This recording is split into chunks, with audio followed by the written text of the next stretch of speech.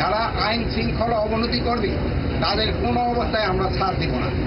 আমরা কোনো অবস্থায় তাদের ছাড় দিব না। আমরা কোনো অবস্থায় তাদের ছাড় দিব না। দেশের পার্বত্য এলাকায় উদ্ভূত পরিস্থিতি সমাধানে রাঙ্গামাটি গেছেন অন্তর্বর্তী সরকারের স্বরাষ্ট্র উপদেষ্টার নেতৃত্বে সরকারের উচ্চ পর্যায়ের একটি প্রতিনিধি দল। এরপর দুপুরে তারা খাগড়াছড়ি যান।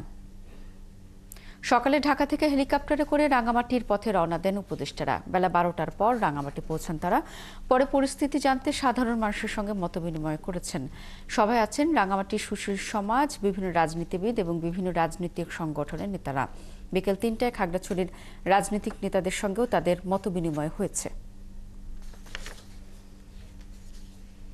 আমরা একটা উচ্চ ক্ষমতা সম্পন্ন একটা তদন্ত কমিটি গঠন করব এবং এটা আমাদের সহকর্মীদের সাথে আলাপ করার পর। দ্বিতীয় প্রশ্ন হলো, আইন শৃঙ্খলা কোনো অবস্থায় অবনতি হতে দেওয়া যাবে না। আমি আপনাদের সবাই সহযোগিতা চাচ্ছি। যারা আইন শৃঙ্খলা অবনতি করবে তাদের কোনো অবস্থায় আমরা ছাড় দিব না। আমরা কোনো অবস্থায় তাদের ছাড় দিব না। আমরা কোনো অবস্থায় তাদের ছাড় দিব না। ভবিষ্যতে যদি তারা আবার চেষ্টা করে তাদের যে হাত, এটা আমরা কিন্তু ভেঙে দিই। এই যারা আইন শৃঙ্খলা অবনতি করতে চায়, আমি আপনাদের কাছে বারবার অনুরোধ করব, আইন শৃঙ্খলা যেন উন্নতি হয়, আপনারা আমাদের সহযোগিতা করবেন। আমাদের আইন শৃঙ্খলা যে বাহিনীগুলি রয়েছে তাদের সাথে সহযোগিতা করবেন, প্রশাসনের সাথে সহযোগিতা করবেন, জনগণকে বুঝাবেন যেন আইন শৃঙ্খলা পরিস্থিতি অটুট থাকে এবং ভালো থাকে এবং আস্তে আস্তে যেন আরো উন্নতি হয়, এই চেষ্টা আপনারা করবেন। আপনারা সব সময় আমাদের পাশে আছেন, ভবিষ্যতে আপনারা থাকবেন। আপনাদের এই সহযোগিতা আমি সবসময় কামনা করি। দর্শক, পার্বত্য জেলার রাঙ্গামাটির এখনকার পরিস্থিতি জানাতে আমাদের সাথে যোগ দিয়েছেন সহকর্মী উচিংছা রাখাইন। উচিংছা, আমরা জানি যে সড়ক এবং নৌপথ অবরোধ চলছে এই মুহূর্তে। পরিস্থিতি কেমন দেখছেন, সারাটা দিন কেমন গেছে সেটি তো জানাবেন, এবং এই দিন শেষে এই যে ঘটনা, সাধারণ মানুষের মাঝে কি আতঙ্ক কমেছে? যেহেতু উপদেষ্টারা সেখানে গেছেন, মতবিনিময় করেছেন, কি দেখছেন?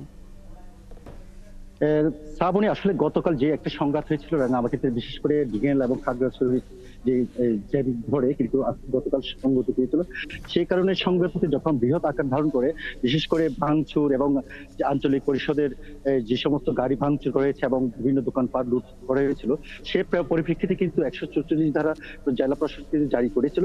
সে পরেই কিন্তু আস্তে আস্তে যে একটি মানুষের যে ভয়ঙ্কর ছিল এবং সেটা থমকে যায়। এবং পাশাপাশি এরপরে হচ্ছে 7 দফার দাবি দিয়েছিল এখানকার যে স্থানীয় যে ভারী ছাত্র সংগঠনগুলো, পাশাপাশি এখানকার যে যানবাহন সমিতির পক্ষ থেকে কিন্তু অনির্দিষ্টকালে অবরোধ দিয়েছিল।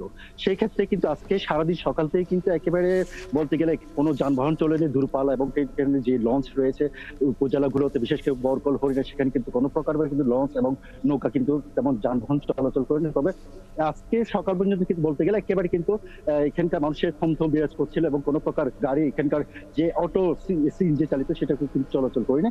তবে এখানকার যে উপদেষ্টা এবং স্বরাষ্ট্র উপদেষ্টা ওনারা এসেছিলেন, আসার পর এখানকার পার্বত্য চট্টগ্রামের যে বিশেষ করে রাঙ্গামাটি যে বিভিন্ন নাগরিক রয়েছে এবং এখানকার রাজনীতিবিদ এবং সুনাগরিক বিভিন্ন সংগঠন নিয়ে কিন্তু বসেছিলেন।